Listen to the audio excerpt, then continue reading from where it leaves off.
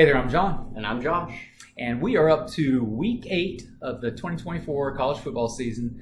Ready to talk about what's going to go on this week. There are a few pretty big games that we're looking at coming up.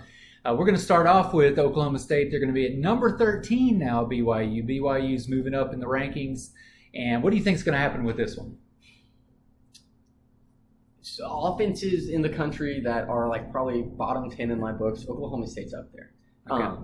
Awful offense. That being said, I think BYU will win, but this is a trap game to me. If BYU's not careful, they could lose to Oklahoma State. Okay. BYU wins, it is a trap game. But, okay. Yeah. Then you have number 2, Oregon. They've now moved up in the rankings, and they're going to be at Purdue. Is this a blowout game? I mean, yeah. Okay. Granted, they have to go all the way to the East Coast now to play. So the reason I'm bringing this one up, Friday night game, short week, coming off of that win against Ohio State. Yeah. I do think Oregon probably destroys Purdue, but I just think it's worth watching how the team does after such a huge win. Okay. Yeah, I think that's really that's big on Oregon because it was a struggle last week. So, yeah. And number 7, Alabama is going to be at number 11, Tennessee.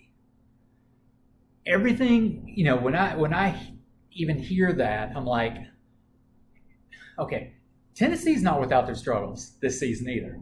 That's the thing. And so Alabama's struggling, Tennessee's doing some struggling. Yeah. Who Tennessee lose to? They're both looking sort of surprising at this point with some of the struggles that they've had.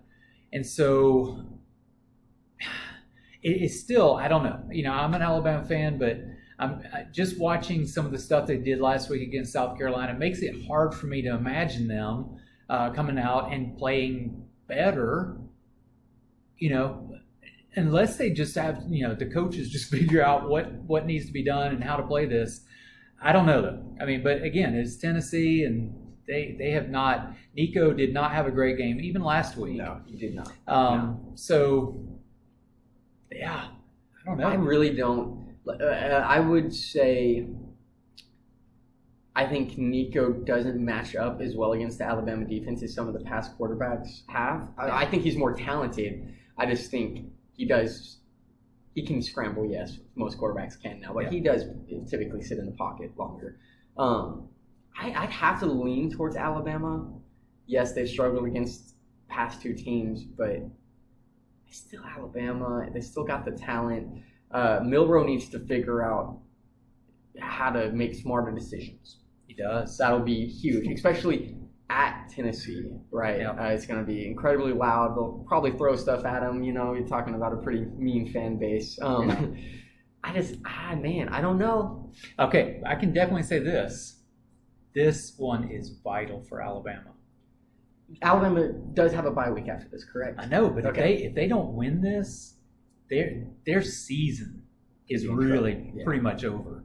If they don't win this game, it is huge. I guess it is for Tennessee too, though. Yeah, I agree. Both of them. This is almost a must-win scenario, right? You can't have 2 losses in the SEC. Yeah, you just can't. Yeah. For Alabama, I think this is their second hardest match in the next 3 games. Right? I would put Missouri as the last one, but LSU is the first one. So this is tough. I wouldn't bet anything on either of these teams. So it is vital, though. Okay, number 12, Notre Dame is going to be at Georgia Tech. We haven't been giving Notre Dame much love. No, but because they lost to Northern. I know. I mean, and they've looked so good outside of that game. Yeah. So it just kind of frustrates me. Yeah. Georgia Tech 4-2, marquee win against Florida State. Stop. Leave Florida State alone. But Georgia Tech, I mean, they could pull out wins. They could do it. That's why I thought this game was worth mentioning, because in my mind I was like, can Georgia Tech beat Notre Dame? I thought about maybe an upset pick. They could. So I think Notre Dame needs to watch out. I really do. Yeah. Number 24, Michigan, who's really struggled this year. It's going to be at number 22, Illinois. I imagine that this game is going to be really boring. I'm leaning towards Illinois, and I'm expecting it to be boring as well. I mean, here's the thing. I need to look at Illinois' run defense, right? Because let's be honest, if Michigan is going to win games, they're going to win by running it up your throat 50 times in the game and throwing the ball 3 times. Yep. If Illinois can stop the run, Illinois will win. Okay. Yeah. Got you. Sounds good. Number 5, Georgia, the game of the week, honestly. Number 5, Georgia is going to be at number 1, Texas. Okay.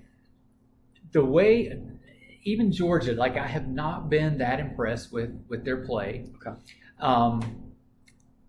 At number 1, Texas, who is just rolling. They are firing on all cylinders.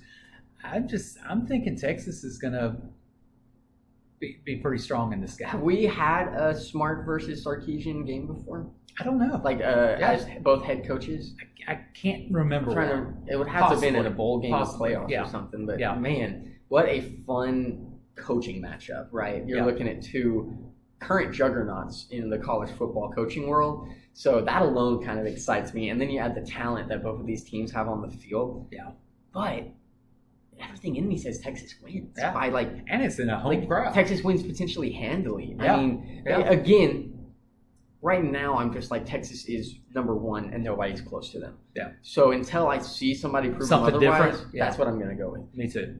Georgia's a good team. Yeah. Texas needs to watch out. Yeah. But Texas knows that. My gut tells me Texas wins this big. Okay. Group 5 focus. Group of 5 focus. You have East Carolina. They're going to be at number 23. Hey, Army's ranked. Army's in there. So is Navy. We're going to talk about them next. Wild. East Carolina at number 23. Army. My guess is Army's going to win this big, like they've been. Charlotte's going to be at number 25. Navy. Yeah. They're probably going to win it really big. So I think Charlotte's almost a guaranteed win for Navy. East Carolina, they've had their years of being relatively good, and I think they can always have a chance. They're 3-3 right now. But it's that being Army's playing. Obviously, this isn't good for Boise. Both of these teams play Notre Dame, by the way, at some point in this season. If Army and Navy are undefeated in that Week 14 game that they have, where literally the only game is Army versus Navy, that would be so fun. That would be. Oh my good! I mean, you'd be talking potentially a top 15, if not higher, matchup between 2 teams. So fun. Yeah. I think I don't know if this ever happened. Yeah, who knows? Honestly, not in a long time. Maybe back in early 1900s. So then you have UNLV is going to be at Oregon State. Again, UNLV 5-1 UNLV, 4-2 Oregon State. Oregon State just lost to Nevada last week. Not a good look. Tough. No, it's not. Yeah. And UNLV, let me tell you, I am in a lot of Mountain West fan pages and stuff. UNLV might have the most obnoxiously cocky fan base, considering that they don't have any fans show up to their game. Like I didn't even if you look at their games at home, you didn't even know they have fans. But clearly they're chatty online. I do think UNLV probably wins. They like to sit at home and watch it on TV. Yeah, I guess so. I mean, but UNLV, I do think they win this. Okay, unfortunately. Now James Madison's going to be playing at Boise's first game, Georgia Southern. At Georgia Southern. So what do you think is going to happen here? Georgia Southern has 2 losses, team. Right? They've lost to Boise. They've lost to Ole Miss. Yeah. Both respectable losses. That's both right. Ranked losses. Yeah. James Madison, it's just, besides that Monroe game, they look like such a good team. Yeah. Right? My gut says James Madison wins. But they better watch it. They better watch it. They better watch it. That's for sure. North Texas is going to be at Memphis. Both of them are, 5-1? Yeah.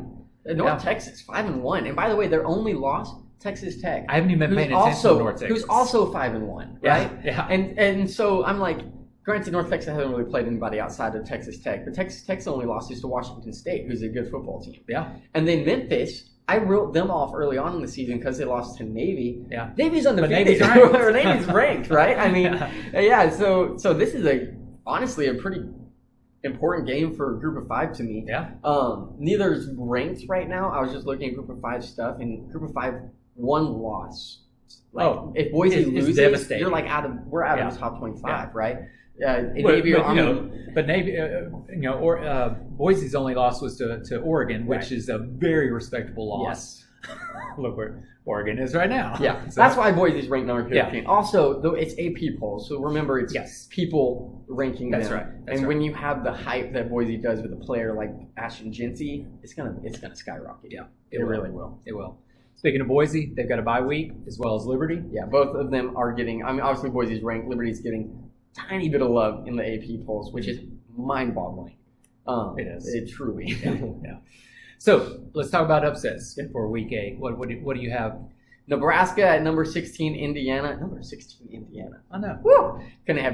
I would never have guessed. But I don't know. I think this is a good matchup. I think Nebraska has shown signs of being really good and then signs of, they need to work on something. Yeah. And that starts with a freshman quarterback. That just happens. When you have a freshman quarterback, it happens. Raiola can win games, though. If he does well, Nebraska wins. So I'm going to go with Nebraska. Okay. And then you have, what's the next one? Number 8, LSU at Arkansas. Nussmeier, obviously, if Arkansas can't slow him down, they're going to be in trouble. Okay. That being said, Arkansas's defense has been good this year. As long as Kalen Green can do enough it needs to be long drives. Yep. Take 6-7 minutes off the clock and then get some points at the end. And that's how Arkansas needs to win. Okay. Yeah. All right, that's what we're looking at for Week 8. Join us when we talk about the results. Go Broncos.